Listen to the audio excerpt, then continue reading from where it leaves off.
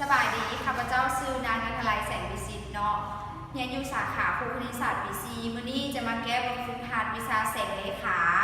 ซึ่งเขาจะมาพูดคำถามกันเลยก็คือวัตถุอันหนึ่งอยู่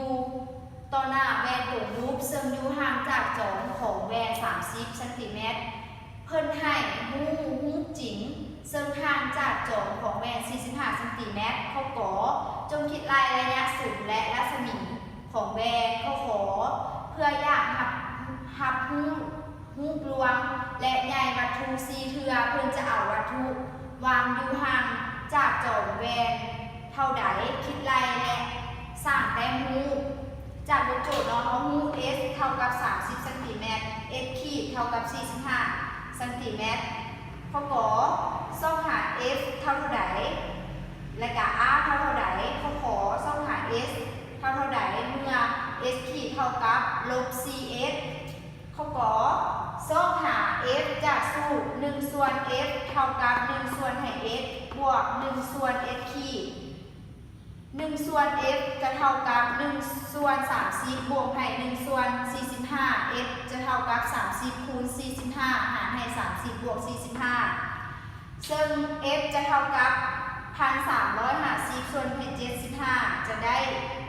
จุดสุ่มแมน18 เซนติเมตรเนาะโซก r จาก r เท่ากับ2f เท่ากับ2คูณให้18 เซนติเมตรเท่ากับ36 เซนติเมตรขอซ่องหา s จากสูตร1ส่วน f บวกให้1ส่วน s บวกให้ s 1ส่วน s ขีดคือเก่าเนาะแทนค่าใส่1ส่วน f เท่าได้แล้วมันบ่แม่น18แม่น1ส่วนให้18เท่ากับ1ส่วนให้ s 1ส่วนให้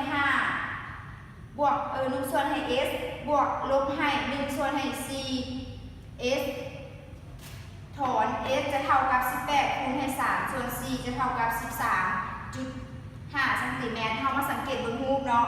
เพิ่นว่าวางวัตถุ a และ b อยู่ต่อหน้าแวนของรูปเขาจะสายรัศมีแสงของจุด A ไปก่อนเนาะซึ่งอยากให้กระทบใส่หน้าแวนเขาต้องสายรัศมีให้ขนานกับแก่นต้นซึ่งเพราะว่า A อยู่แก่นต้นแล้วจะมีส่วนแกนยาวออกมาทางนี้แล้วจาก B เนาะ B ก็คือการ B เขาจะสายรัศมีแสงให้ขนานกับเส้นรัศมีของจุดสูงเนาะที่กระทบชนะแวนจะได้ประมาณนี้เนาะผ่านจุด C แล้วจะเกิดเป็นรูปล้วงคือ A ขีดและ B ขีดจะเท่ากับC เทื่อ